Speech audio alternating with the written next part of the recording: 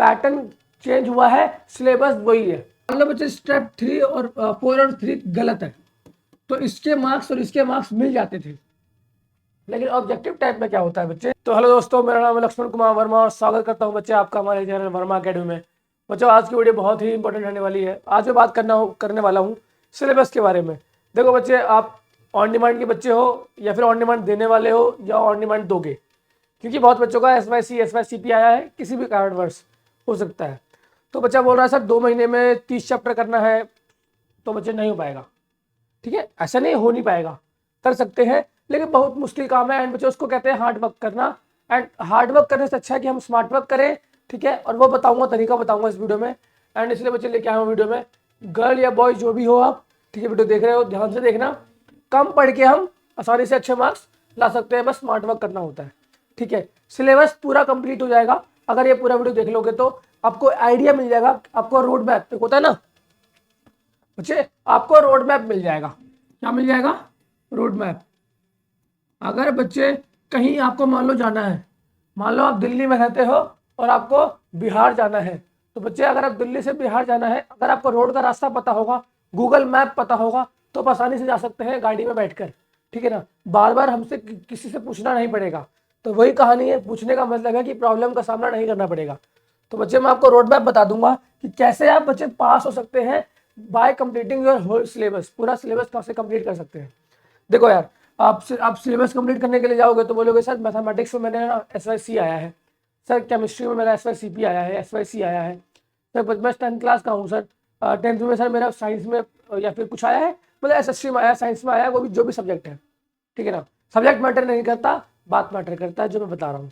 ठीक है बच्चे, मान लो बच्चे आप 10वीं के हो के चाहे 12वीं के हो, आप 10th के हो या फिर बच्चे 12th के हो।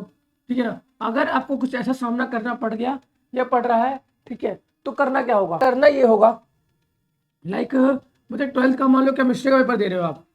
ठीक है ना, केमिस्ट्री का पेपर दे रहे हो या फिर मैथ्स का दे रहे हो, मोटा मोटा मैथ्स पकड़ के रखते हैं क्योंकि बच्चों को मैथ्स टफ लगता है। तो सबसे पहले पैटर्न का पता होना चाहिए। बच्चों को पता ही नहीं है पैटर्न क्या है एग्जाम का। तो पैटर्न ये है भाई, पैटर्न 75% अब ऑब्जेक्टिव आता है। ऑब्जेक्टिव मतलब कि MCQ टाइप। ठीक है ना, फिल इन द ब्लैंक्स होगा, 1 वर्ड आंसर होगा, पैसेज दिया होगा उसको सॉल्व करना होगा एंड ऑल, ये सब होता है। ठीक है, तो बच्चे मुझे पता होना चाहिए कि 75% जब अगर ऑब्जेक्टिव टाइप आ रहा है तो मुझे फैक्ट से ज़्यादा मुझे नॉलेज होना चाहिए सब्जेक्ट का। ठीक है, तो अगर 30 चैप्टर पूरा ऑन डिमांड में आता है, पता है TMA नहीं होता है, तो 30% पूरा आता है, पूरा 30% और 60% 40% पूरा आ रहा होता है। ठीक है, तो करना क्या होगा भाई? तो करना ये होगा, हमें 30 चैप्टर पढ़ने होंगे अकॉर्डिंग टू NIOS का सिलेबस, है ना। लेकिन बच्चे 30 चैप्टर पढ़ना टफ है और बहुत मुश्किल है, और अगर हम 30 चैप्टर पढ़ने जाएंगे तो भाई बहुत काम मुश्किल हो जाएगा। तो करना क्या होगा बच्चे? आपको चैप्टर्स पे ध्यान नहीं देना है, आपको चैप्टर्स पे ध्यान नहीं देना है। तो करना क्या है? सबसे पहले बच्चे आपको फॉर्मूला का लिस्ट बनाना है। ठीक है ना बच्चे, डिस्क्रिप्शन बॉक्स में एक वीडियो दिया हुआ है, जाकर देख सकते हैं आप फॉर्मूला। ठीक है, जहाँ पर 12th क्लास का फॉर्मूला, मतलब अगर मैथमेटिक्स के पढ़ना चाहते हैं तो 12th क्लास का पूरा फॉर्मूला आपको मिल जाएगा ऑन डिमांड का। सेकंड बात बच्चे, आपको क्या करना है? क्वेश्चंस पेपर, आपको पिछले 2-3 सालों का क्वेश्चन पेपर उठाना है जो पैटर्न इसके बराबर हो। मतलब कि ऑन डिमांड में देखो बच्चे, डेली एग्जाम चेंज होता है, क्वेश्चन पेपर चेंज होता है। या फिर बच्चे अगर आप एकेडमिक में दे रहे हो तो अप्रैल का पेपर उठा लो और अक्टूबर का पेपर उठा लो और उसको सॉल्व करना शुरू कर दो। तो 2-3 साल का अगर आपके पास पेपर रहेगा तो एटलीस्ट आपको पैटर्न का नॉलेज हो जाएगा।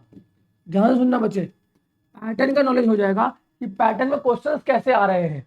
ठीक है, मैंने आपको पहले ही बताया 75% 75% जो हमारा जो सिलेबस है, जो हमारा क्वेश्चंस बनते हैं, वो पूरा का पूरा MCQ होता है। मतलब कि मल्टीपल चॉइस क्वेश्चन रहेगा या फिर ऑब्जेक्टिव टाइप रहेगा, मतलब कि 1 वर्ड आंसर देना होगा, फिल इन द ब्लैंक्स करने होंगे, 1 वर्ड आंसर देने होंगे।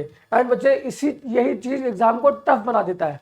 अब CBSE के अंदर क्या होता है, हमको भाई स्टेप वाइज मार्किंग आंसर मिलता है, लेकिन यहाँ ऐसा नहीं है। अब 1 मार्क्स का एक ही क्वेश्चन अवेलेबल होगा तो उसको 1 वर्ड में आंसर देना होगा बच्चे।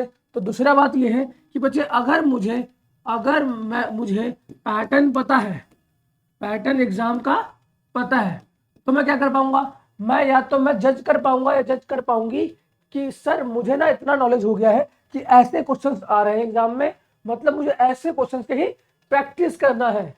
समझ पा रहे हैं आप? अगर पैटर्न पता है कि 75% क्वेश्चन जो है ऑब्जेक्टिव टाइप आ रहा है, इसका मतलब है कि मुझे सब्जेक्टिव कम पढ़ना है। अगर मैं सब्जेक्टिव का तैयारी करके जाऊंगा और मुझे पूछा जाएगा ऑब्जेक्टिव, तो बच्चे मैं कैसे लिख पाऊंगा? ठीक है ना। तो कहानी ये है कि बच्चे हमें ऑब्जेक्टिव टाइप के क्वेश्चन ही प्रैक्टिस करने हैं। आप बोलोगे सर प्रैक्टिस क्वेश्चन कहाँ से मिलेंगे? ठीक है, तो प्रैक्टिस क्वेश्चन बच्चे एनालिसिस के साइड में मिल जाएगा, या फिर सबसे आसान तरीका क्या है, प्रीवियस क्वेश्चन पेपर को सॉल्व करो। क्योंकि बच्चे पैटर्न बिल्कुल चेंज हो चुका है। अब थोड़ा पेपर को मैं मेरे हिसाब से पेपर को टफ कर दिया। क्यों?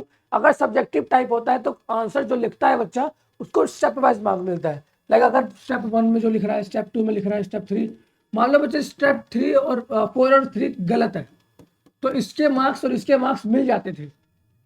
लेकिन ऑब्जेक्टिव टाइप में क्या होता है बच्चे, आपको फाइनल आंसर देना होता है एंड इसी के मार्क्स मिलते हैं। तो इसके इससे और इससे मैटर नहीं करता।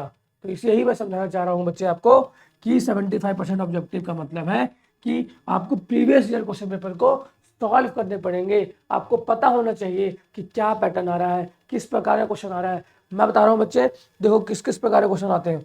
सबसे पहले एमसीक्यू रहेगा, एमसीक्यू रहेगा 17 क्वेश्चन स्टार्टिंग का, ठीक है ना। फिर उसके बाद बच्चे 2 मार्क्स का ऑब्जेक्टिव टाइप रहेगा, 2 मार्क्स का ऑब्जेक्टिव टाइप रहेगा, 2-2 मार्क्स के मतलब, ठीक है ना। कुछ 9 या 10 क्वेश्चन रहने वाले हैं। उसके बाद क्या रहने वाला है, उसके बाद रहने वाला है बच्चे, उसके बाद बच्चे रहने वाला है पैसेज सॉल्विंग। मतलब सब्जेक्ट कोई भी हो, मैथ साइंस हो, सोशल साइंस हो, एसएसटी हो, फिजिक्स हो, केमिस्ट्री हो, बायोलॉजी हो, सब्जेक्ट कोई सा भी हो, आपके पास क्या होगा, पैसेज दिया हुआ होगा। ठीक है, 4-8 लाइन का पैसेज दिया होगा एंड इनमें से फिर क्वेश्चन पूछे जाएंगे एंड इसमें फिर से ऑब्जेक्टिव टाइप क्वेश्चन होगा एंड आपको वन वर्ड आंसर देना होगा या फिर fill in the blanks fill up करने होंगे by reading the this passage. ऐसे करके क्वेश्चंस आते हैं। तो बच्चे अगर मैं ऐसे ही क्वेश्चंस प्रैक्टिस करके जाऊंगा तो फिर तो मैं आसानी से लिख पाऊंगा या लिख पाऊंगी। ठीक है ना। मतलब अगर बच्चे आप गर्ल भी हो तो ध्यान से सुनना। अगर बच्चे आप अक्टूबर का एग्जाम में देने वाले हो ना या दे रहे हो, तो बच्चे यही पैटर्न रहने वाला है अक्टूबर के एग्जाम में भी। एंड जब पिछली बार ऑन डिमांड हुआ था तो यही पैटर्न था। तो बच्चे जो SYCP आया तो ठीक है, SYCP आया, SYCT आया किसी सब्जेक्ट के अंदर, तो बच्चे को पता ही नहीं था पैटर्न क्या है एंड उसको एकदम से MCQ दिख गया, ऑब्जेक्टिव टाइप दिख गया। तो बच्चे यही प्रॉब्लम आपने फेस किया था। मैंने आज बच्चों से बात किया, मुझे समझ में आया। ठीक है, तो अगर मुझे पैटर्न पहले से पता रहेगा तो मैं आसानी से सॉल्व कर पाऊंगा या कर पाऊंगी। आई होप आप समझ पा रहे होंगे। तो आप लोग इस प्रॉब्लम को सॉल्व करने के लिए करना क्या होगा, आपको प्रीवियस ईयर क्वेश्चन पेपर उठाने होंगे एंड जाकर डाउनलोड करना होगा और सिर्फ PDF में नहीं रखना है उसको। बच्चे 10-20 रुपये खर्च करो, ठीक है, 10-20 रुपये खर्च करो, उसका प्रिंट आउट निकाल लो। प्रिंट आउट निकाल लोगे, अपने सामने रखो दोनों क्वेश्चन पेपर को, तीनों क्वेश्चन पेपर को एंड देखो कैसे क्वेश्चंस आ रहे हैं। चाहे मैथ्स का देख लो, चाहे केमिस्ट्री का देख लो, चाहे फिजिक्स का देख लो। बच्चे इस तरीके से पास होना आसान हो जाता है। इसको कहते हैं स्मार्ट वर्क करना। क्योंकि अब पता चल जाएगा आपको, जब आप क्वेश्चंस को देखोगे तो आपको पता चलेगा कि सर हाँ ये कॉन्सेप्ट रिपीट हो रहा है तो ये कॉन्सेप्ट मुझे पढ़ लेना चाहिए। हाँ मुझे ये वाला टॉपिक अच्छा लग रहा है, ये टॉपिक रिपीट हुआ है, 3 बार रिपीट हुआ है, 2 बार रिपीट हुआ है, तो ये मुझे पढ़ लेना चाहिए। मतलब बच्चे अगर देखो यार, पैटर्न चेंज हुआ है, सिलेबस वही है। याद से ध्यान से सुनो, पैटर्न चेंज हुआ है, सिलेबस अभी भी वही है। तो बच्चे ध्यान से अगर आप चीज़ें करेंगे तो पास होना बहुत ईजी है। एंड बच्चे अगर आपको एडमिशन लेना है तो रेगुलर यहाँ पे नंबर यहाँ पे शो कर रहा है। बच्चे अगर आप गर्ल हो चाहे बॉय हो, कोई प्रॉब्लम वाली बात नहीं है, डिप्रेशन वाली तो प्रॉब्लम है ही नहीं, इतना आसान है पास होना।